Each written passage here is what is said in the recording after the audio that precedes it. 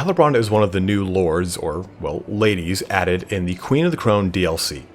She is obviously one of the Dark Elves, and she is in a really different part of the Dark Elf arena in Naggaroth, and she plays a very different role than she does other Dark Elves. So in this video today, we're going to talk about those first pivotal 20 turns with Hellebron.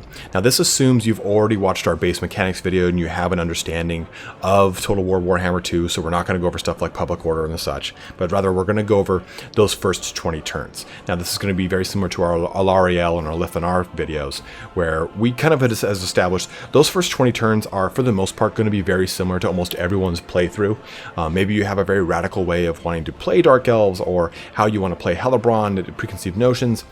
Just kind of throw those out the window for this video, this guide, because this is going to be basically based off of maybe one of the more effective or efficient ways to play.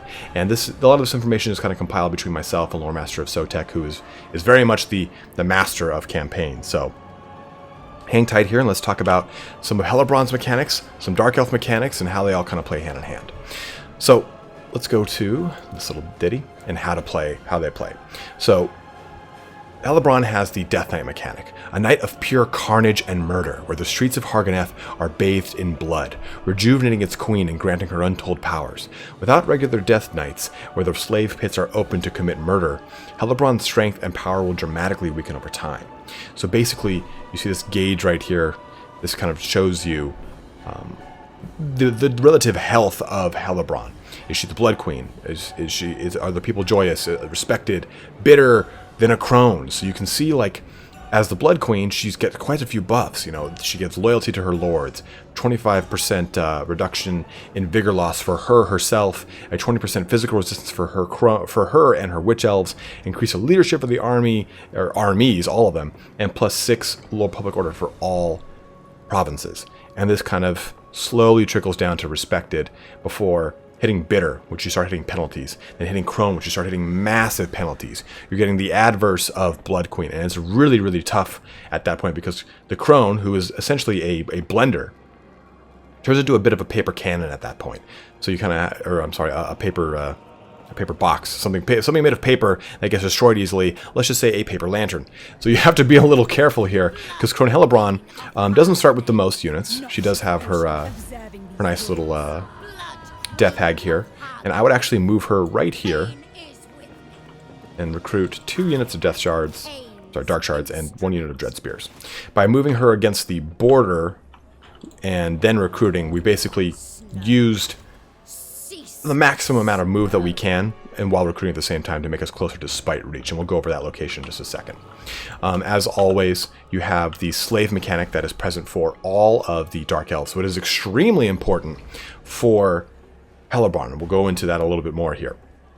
So you see your max slaves, your current slaves, your total percentage capacity against your max slaves, their decline per turn, how many slaves you're losing per turn due to killing, due to abandoning, being run off, any of that kind of stuff.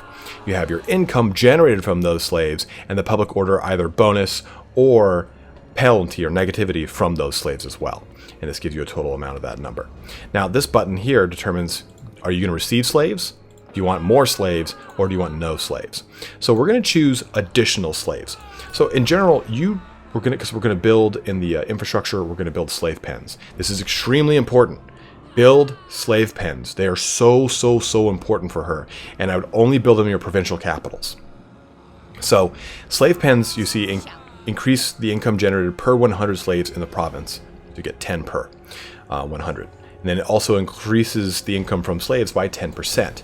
Now, since you're going to be having so many slaves, you want all those slaves to be filtered through your regions that have got slave pens. So if they don't have it, don't request additional slaves. You can actually even just shut off no more slaves.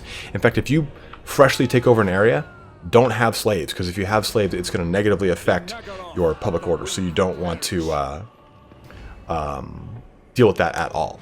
So what you really want to do here is focus on your directions. So the way where Hellebron starts at Har Ganeth is in the middle of a lot of territory here. You're right here, you're kind of placed out awkwardly. You've got Clark Cairn to the right, you've got the Road of Skulls over here, and you've got Grond over here, as well as Naggaroth right there. Now, Grond is important because you start at war with Grond, and that's why that's our first target, is Spite Reach. Now, you can go directly for Grand. It's a bold move, Cotton, and I wouldn't do it. I'm playing on hard right now, and they have a pretty sizable military. You can go all the way up here for Calarark if you want, but again, I wouldn't. I would knock out Spite Reach quickly so that you can get it. If you go up here to Calarark, you have to colonize it, and by colonizing it, you're going to reduce the amount of troops you have available to you, and it's going to slow down your rampage. Because what you want to do is beat Nagaroth to Grand. Nagarond. Malekith is going to be going balls deep for Grand because it is a ritual resource site. So important because you want that ritual resource site fast. So you want to get to it because if you don't, you're going to be locked out of it until you eventually knock out Malekith. And I think, in all honesty, you'd want to confederate with Malekith so you get him as a lord. He's going to be a very strong lord to use in conjunction with Hellebron. Now, you don't want to confederate with Arathi down here at the Cult of Pleasure, and we'll talk about that in a little bit. But let's jump in here real quick to the rights that are available, as she does have a specific right available to her, which you have the Sacrifice to Mothlan. This is what gets you your Black Ark. I would recommend making a Black Ark after your first Death Knight. You want to save up 800 slaves and then trigger your Death Knight, because you lose... it takes about 5 to 8 turns, I guess you could say, to start losing. Like every 5 to 8 turns, you'll drop somewhere in one of these little bubbles. So I guess after 5 turns, you can drop to here, 8 turns to here, maybe 8, 5, whatever it is. But you drop pretty quickly, and you need to keep a good supply of slaves. So using your first 500 slaves on the Sacrifice to Mothlan isn't recommended. But you want to get the Black Ark out quickly so it can build growth. The growth on the Black Ark is so slow, but once it gets to max, it's a pretty beastly little machine. So you want to get that out ASAP. Then you got your Sacrifice to Drakira. This increases your rank for your Death Hags and your Witch Elf units, your leadership for fighting against High Elves, your weapon strength from fighting against High Elves, and your diplomatic relation is a negative when fighting against High Elves, which is not really an issue because you're a Dark Elf and you're fighting against High Elves, and it's always going to be a negative. Then you get your big Sacrifice to Cain. This is your big one here, right? So casualties captured post-battle plus 25%, really huge. Casualty replenishment rate plus 20%. Income from slaves plus 15%, which you're going to have already. Slave decline rate plus 50%, which is not good, so you got to worry about that. Income from post-battle loot plus 50%, and you get this nice Dark Conduit. Always great. And then Sacrifice to Authority is pretty simple here. On your turn, you get 2 loyalty to your lords. You have a chance to do that, and you get plus 8 public order. The Sacrifice to Drakira is the one that is unique to Hellebron. So that is her special little one there. So be mindful of that. Now, we'll go into research here real quick as well, because that's important here because we can do that. Now, I would jump into Founded on Tyranny ASAP. I would actually even just click all the way here into Revel in Suffering. Now, in fact, actually, you might even want to do Continuous Slave Supply. I'm sorry, kind of jumped the gun there, but because you get more casualties per battle, and that's really huge in the beginning because you got to jump to 800 ASAP. You got to get to 800 slaves fast because you need to be able to trigger Death Knight whenever you can, whenever you've got the most luxury to do so. And then once you do that, I would get Revel in Suffering, so you have a nice, good 25 bonus to growth. You're going to be struggling to get your very first province secured, so getting that growth bonus early is going to be pretty huge. Then you can kind of pick and choose in here what makes the most sense for you and your playstyle. Do you want to be focusing on your Black Ark Corsairs? Do you want to focus more on Harpies? I wouldn't. Do you want to focus more? I personally, if it was me, I would choose one of these two, if not both of these, as well as Exploit Feuds to get that public order. Now, the reason you want to get that Sacrifice to Mothlan out is because as soon as you hit this next upgrade, you get +3 growth to your Black Ark. So that's pretty good. You want to get a hold of that ASAP. You want to be building that growth. Then you want to focus for Tempered in Blood, which gives you income from your slaves. Where's the other one? Daylight Denied? Yeah, Daylight Denied here. This gives you more income from your slaves. So you want to basically focus on research technologies that are going to give you bonuses to your slaves. And I think this last... Oh, I'm sorry, this is the last tier. The last one is... Where is it? Spoils of War? There was another one here, I thought, for slaves.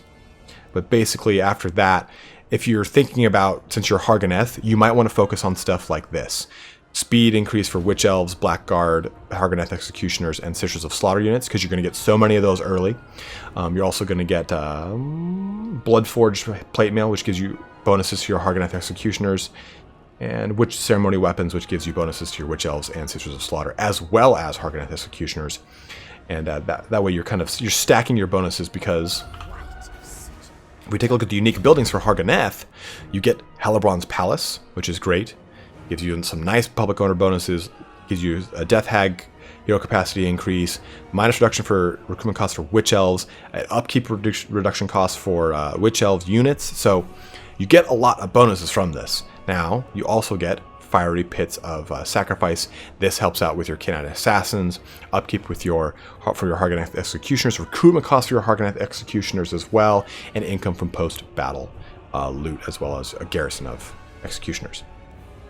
Now, I was surprised that we didn't get a building similar to the one that you get in Nagaroth, where you can actually, or Nagaron, where you can get Blackguard of Nagaron in that one building as a unique landmark building.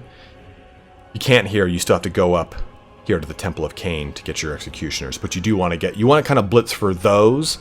And where are they? Death Hag, Altar of Cain, your Witch Elves. Where are the Sisters of Slaughter? My brain is just gone right now. Ah, they're there. Totally in the wrong place at all. So you want to get this building as well, the Torture Post, into your Sisters of Slaughter, because this will help with your public order, which is going to be huge in this region, since you're going to be bringing so many slaves into it. So those should be your building focuses for Har Ganeth. In fact, we've got this conscription halls here. The tier 1 building is just fine. The Bleak Swords are very good, so you want to get to the tier 2 building quick. But I would break it down here and not hold on to it, because right now, you can see this is our only province. And we are essentially trade locked. If we look at diplomacy, some people kind of like us in passing. They're friendly. Karen Carr's kind of okay with me. Debo Sentinels, going downhill. But we can't trade with anyone because we don't have a clear route around the the Bay of Chill, the Sea of Malice. Sea of Chill's over there. So I would actually destroy the conscription halls as fast as possible and build port ASAP, because if you get access to one of those, it allows you to oh, I'm sorry, you can't actually build a port here. I believe you thought you could, but you want to get access to a port ASAP, and the Black Pillar produces one, and despite Spite Reach and Grand, taking these two factions will give you access to Nagaron, because you'll have access to the Great Arena as well. So you want to get open access to a port ASAP, especially with Blacklight Tower does that as well. So, you'll take this, you'll wait a turn here, and we can talk about the next couple mechanics as well as soon as this turn ends, because they trigger as a quest right now. We'll wait for that to, oh yes, the Forge Bound. And as always here, you can click this little camera settings button. I'd go to enemy factions, fast, fastest, neutral factions, fast, fastest, and allied factions, fast, fastest. You could even do yourself set to fast as well, so that way you don't have to wait through a bunch of crap when you see people, you discover people. If you're not at war with them, you can kind of see where things are coming. You can't stop it in the middle of the turn, right? So, capture Alariel's Grove. So if we go to Gain Vale all the way over here, you get Cain's Reward. The Death Knight bar cannot fall below a higher minimum, so this means it cannot go into Crone. Now we have another one, the Ancient City of Quintex. At last, a chance to capture the blackest of widows in her own web. Marathi's lair is vulnerable. Surely this is a chance for the Blood Queen to rid herself of the most powerful of rivals. Take the Hag Sorceress's capital. This gets you Purge of Chaos, which gives a huge bonus to Untainted, which is going to be huge when you're taking over Cult of Pleasure, which is going to be filled with Chaos Corruption. But you get Marathi's Secrets. Now this will make it so that you never ever fall. If you have both, you can't get Crone, then you can't get Bitter. So you will always be respected at the very least.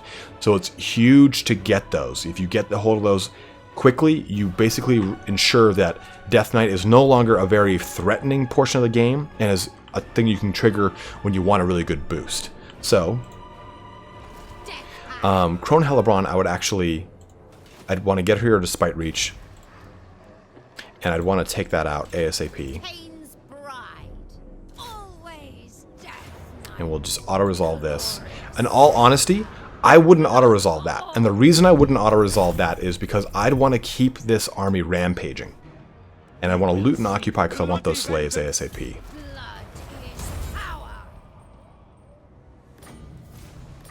So what I would actually have done, and just for the sake of this video, I auto-resolved, but had I not been doing this video, I would have manually fought that battle, tried to reduce my amount of casualties as much as possible, so I can then recruit some more units. We'll get probably one more unit of Dark Shards and 2 more units of Dread Spears.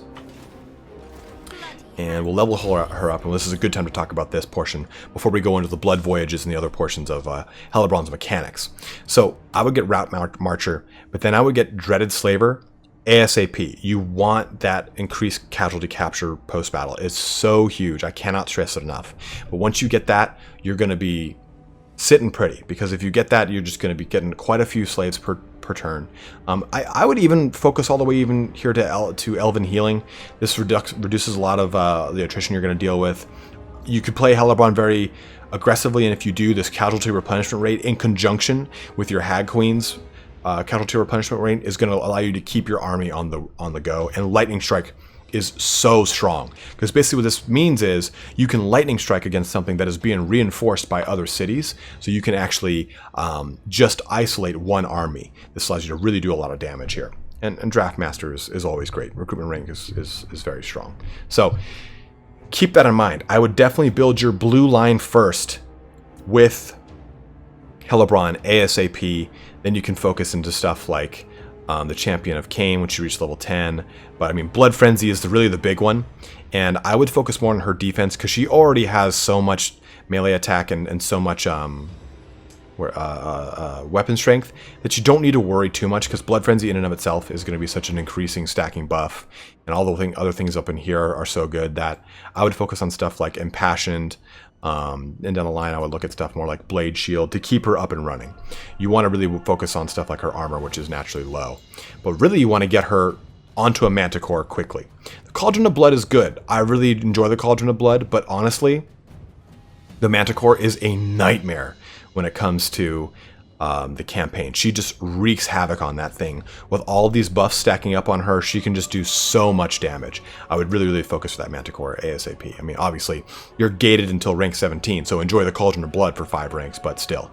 You can swap your mount around as needed by clicking this button and selecting your mounts, so don't really feel like you're locked into anything there. Now, some other things I want to talk about here. Oh, she's kind of locked there. I think I already glossed over the how to play button.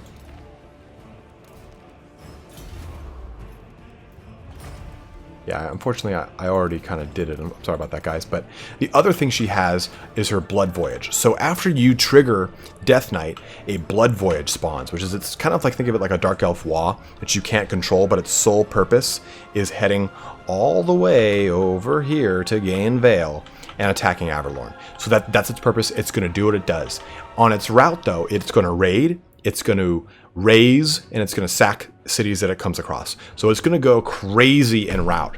And the cool thing is, if you do a blood voyage, anything that it attacks, kills, murders, rapes, raids, anything that Dark Elves do, it's going to give that back to you. So at the end of its blood voyage, when everything's dead, you'll get the money that was reaped from that, if not any slaves as well.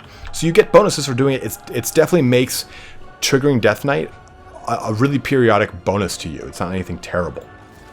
So keep that in mind as you're triggering your Death Knights. Know that you're basically going to get a return on that investment of the 800 slaves you're effectively just straight up losing.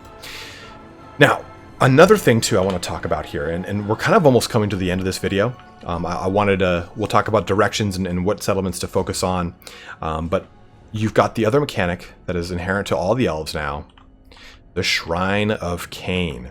Now, if you thought that Hellebron was strong in just typical quick battles or typical just campaign play, she becomes an absolute nightmare when she picks up the Sword of Cain. When she's at like that in Avatar of Cain, she'll also get her other hidden item, which gives her a 33% magic resist in an aura around her. I think it's like a 30 or 40 meter aura. So Basically, you want to, this is the way I would play this campaign. You want to solidify Grond, because it'll give you access to a resource site quickly, and you want to be able to pretty much take out the Chill Road. The Chill Road you want to be your settlement. The Road of Skulls you want to focus on as well. So in the first 20 turns, you should be able to replenish your troops, get them into Grond, take out Grond, and then expand out and take these portions. You might have to deal with Malekith taking the Great Arena. That's okay. If you confederate with him in the long run, it's all going to work out for you. But you want to get Grond ASAP, because once you get Grond, and then you get Clark Carend over here, which is right where, or I'm sorry, Karen Carr. Clark Caren's over there.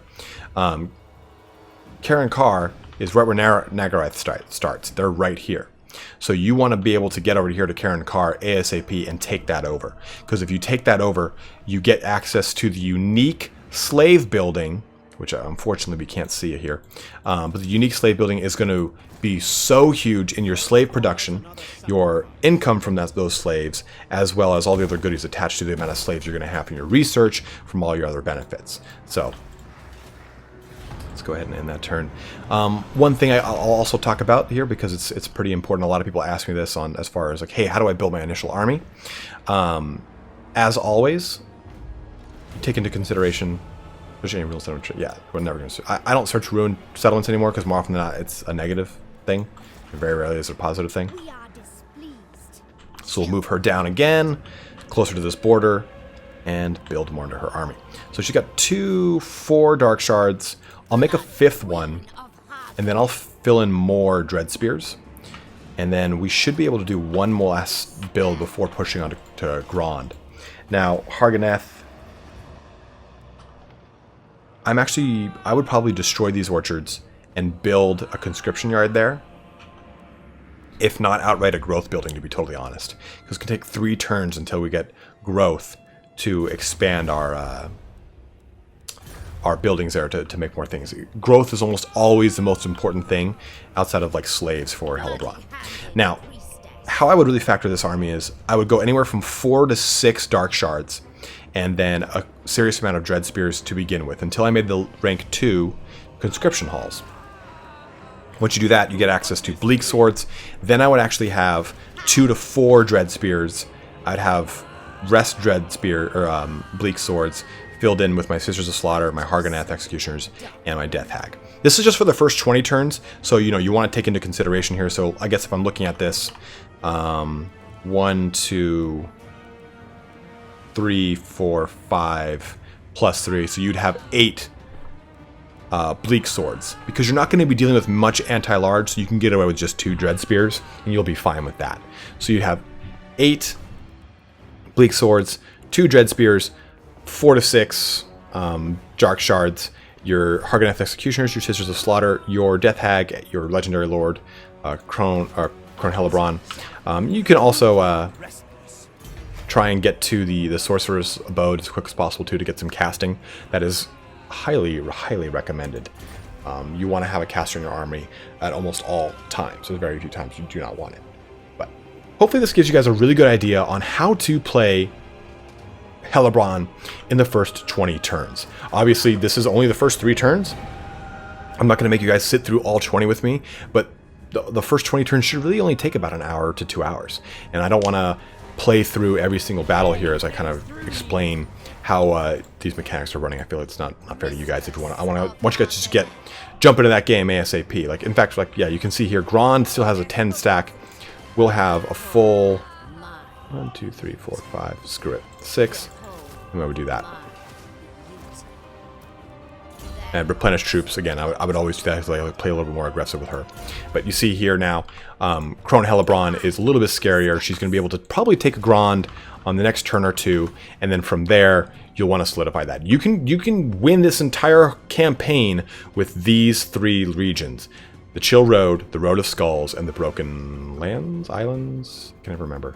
Broken Lands, because this is where Karen Carr is. So hopefully, guys, this gives you a really good insight onto what to do here. If you have any questions, or you're getting hung up anywhere, or you're realizing, hey, I'm actually having a lot more luck going and attacking Blacklight Tower very first, just to get this dock activated. Okay, well, then go ahead and do that and let me know how it goes for you, and I can update this guide and stuff like that. But for the most part, for my testing during the early access, this has been what I've experienced has been the most helpful. And as you can see here, by the way, we're at turn 4, and then I think here let's just experiment. We'll go to turn 5.